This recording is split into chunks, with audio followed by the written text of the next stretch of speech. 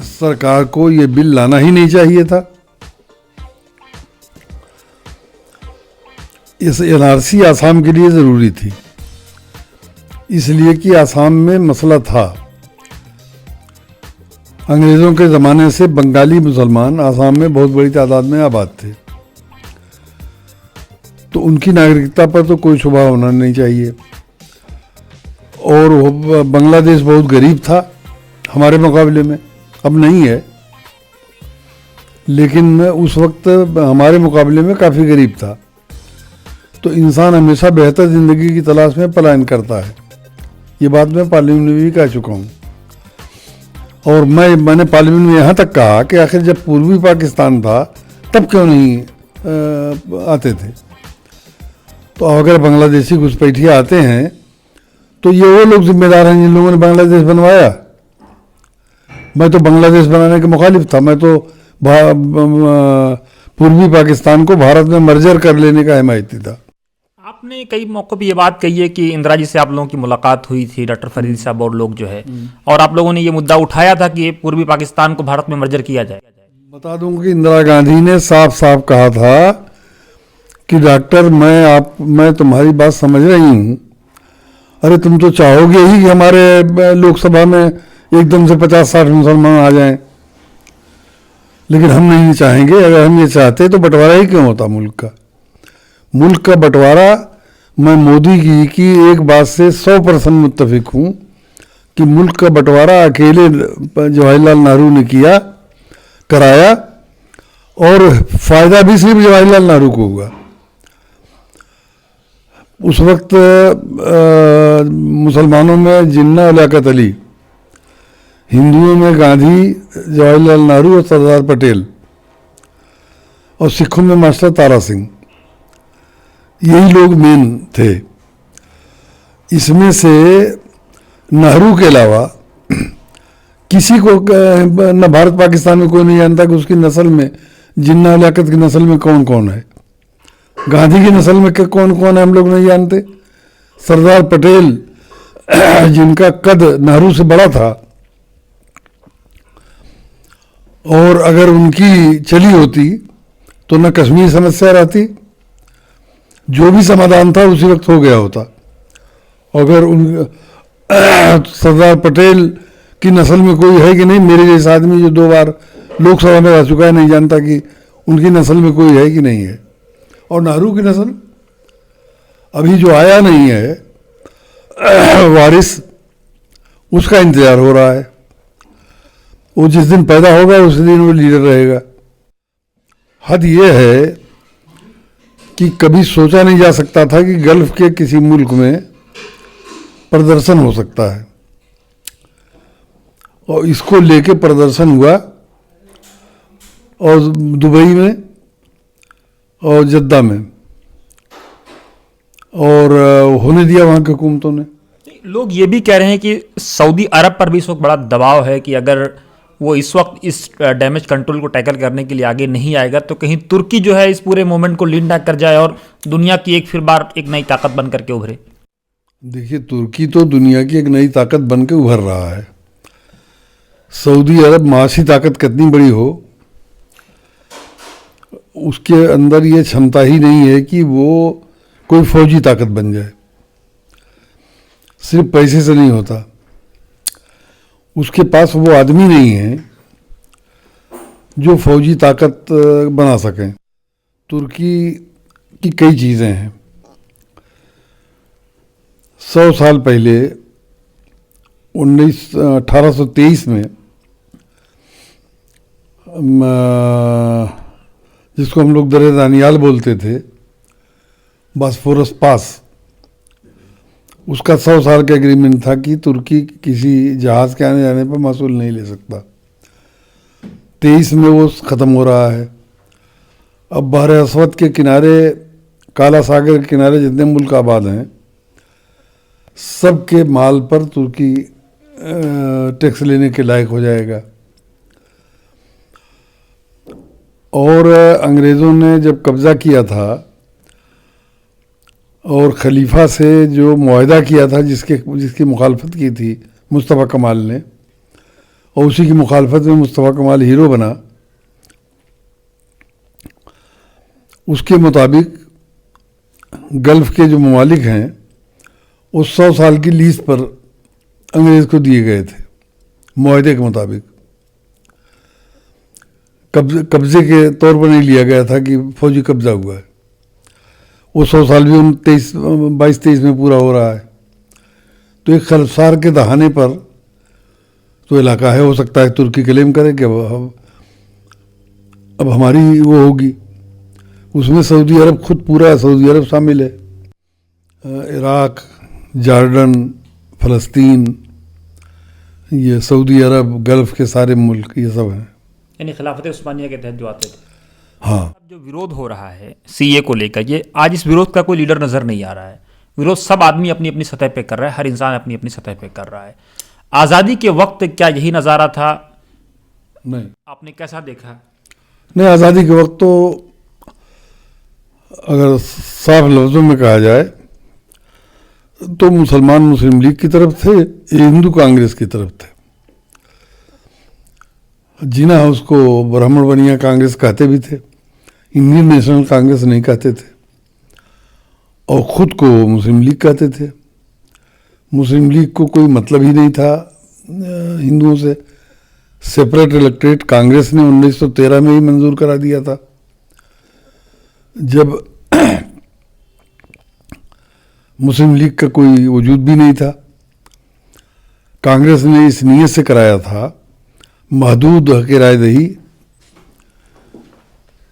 के ज़रिए separate electorate इसलिए कराया था कि बैकवर्ड एससी वोटर ही नहीं बन सकते थे, इसलिए कि ना तो पढ़े लिखे थे, न टैक्स देते थे, न जायदाद थी कोई। तो हिंदू वोटर लिस्ट में 10% अपर कास्ट का बहुमत था। मुस्लिम वोटर लिस्ट बड़ी थी, लेकिन मुसलमान बाज़ार में ज़्यादा ताकतवर था। वो इसलिए कराया था ताकि मुसलमान अपने अनुपात से ज़्यादा सीटें न जीत लें मौजूदा मखलूत इंतखाब में, इसलिए कांग्रेस ने कराया था। जिस तरह से मास सड़कों पे उतरा है, आपको क्या लग रहा है अगला हिंदुस्तान कहाँ आप देख? इसमें मुझको बहुत कुछ नज़र आ रहा है। मुसलमानों का सबसे बड़ा मसला उनके उलमाए सू और मुनाफिकीन। मुनाफिक 10% से लेकर 90% तक मुनाफिक हर सियासी लीडर है, उसमें मैं खुद भी शामिल हूँ। अब किसी में मुनाफिकत का रेशियो ज़्यादा है, किसी में कम है, वो सब मुनाफिक हैं। और उलमाए सू में इक्का दुक्का छोड़ के सब उलमाए सू हैं, कोई उलमाए हक नहीं है। ये मुस्लिम नौजवानों का उलमाए सू के और सियासी मुनाफिकीन के बगैर सड़कों पर आ जाना, ये मैं समझता हूँ बहुत खुश आइंद है इस मुल्क के लिए भी और मुसलमानों के लिए भी। लेकिन सवाल ये आदमी साहब अकेले मुसलमान तो नहीं उतरा है, दलित, आदिवासी, क्रिश्चियन, बैकवर्ड सब उतरा है। ये मामूली बात है कि जामा मस्जिद पर 50,000 का मजमा लगे और शाही इमाम उसको खिताब ना करें, ये अब तक कभी मुमकिन था? लेकिन वो मैंने तो नहीं देखा, लोगों ने बताया कि वो छत पर से देख रहे थे। जी, वो छत पर से ऊपर से देख रहे थे और चंद्रशेखर रावण उसको लीड कर रहे थे। अच्छा,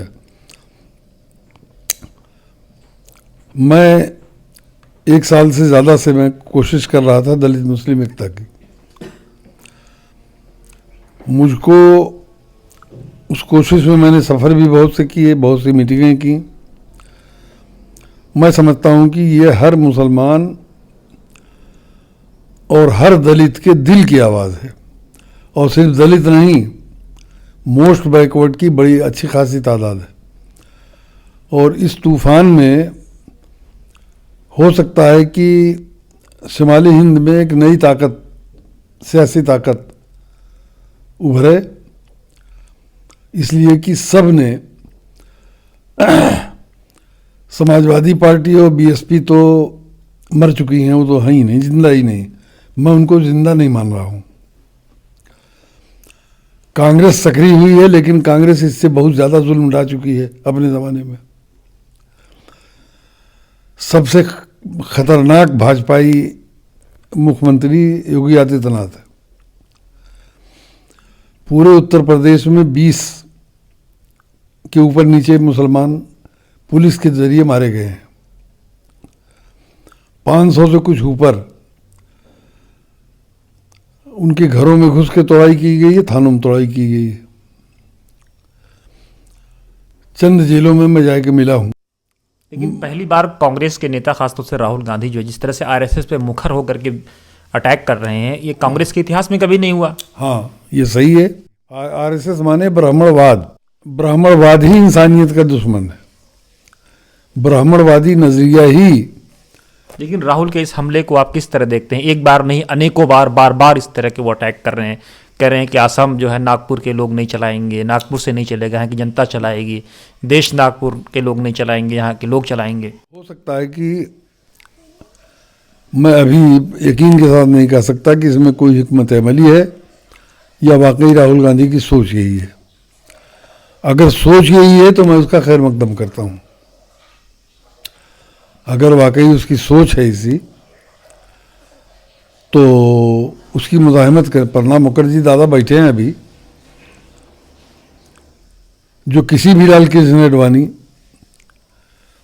और किसी भी मोदी से ज़्यादा खतरनाक है, अमित शाह से भी ज़्यादा खतरनाक है। और भी लोग बैठे हैं, सारे फैसले उनकी मर्जी से होते हैं। कैसे प्रणब मुखर्जी को आप इतना बड़ा आरोप लगा रहे हैं? अरे भाई, मैं सियासी आदमी हूँ, मैंने सबको करीब से देखा है। बड़े बड़े कांग्रेसियों से, बड़े बड़े भाजपाइयों से मेरी बातचीत हुई है। मेरी आदत थी सबसे मिल के रहने की, बात करने की। मैंने मोटी बात कह दी। देख लीजिए, मनुवादी प्रशासनिक सिस्टम मुसलमानों को जिंदगी के हर शोबे से उखाड़ फेंकना, सांप्रदायिकता, जातिवाद, परिवारवाद से लेकर इलेक्ट्रॉनिक मीडिया और इलेक्ट्रॉनिक वोटिंग मशीन, जितनी बड़ी बुराइयां हैं सब कांग्रेस के पेट से पैदा हुई हैं। किसी और का कोई हिस्सा नहीं है। ईवीएम पे कोई बोल ही नहीं रहा है। क्यों बोलेगा? पहले तो ईवीएम का गलत इस्तेमाल नवीन चावला के ज़माने में सोनिया गांधी ने कराया,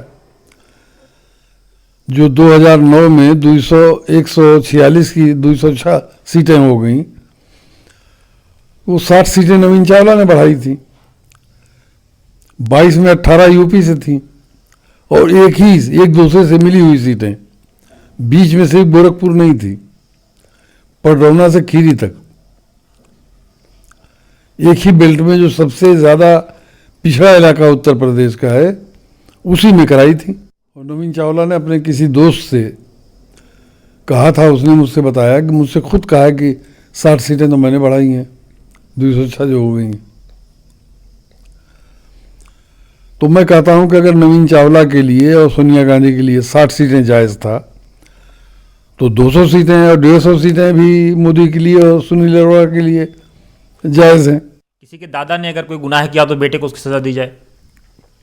नहीं, सजा नहीं, एक आदमी की बात नहीं है, वो सिस्टम है सोच का, और उस सिस्टम से कांग्रेस नहीं निकल पाएगी। मेरे ख्याल से राहुल गांधी ने इस्तीफा भी दिया होगा कि उसकी चल नहीं रही होगी, सिस्टम की चल रही होगी। जो सिस्टम नेहरू जैसे उस्ताद ने बना रखा है, उस सिस्टम पर अगर मैं प्रधानमंत्री बन जाऊं तो क्या मैं उस सिस्टम को बदल पाऊंगा आसानी से? मनु के बाद जवाहरलाल नेहरू इस मुल्क का सबसे बड़ा उस्ताद पैदा हुआ। चाणक्य का खाली नाम है,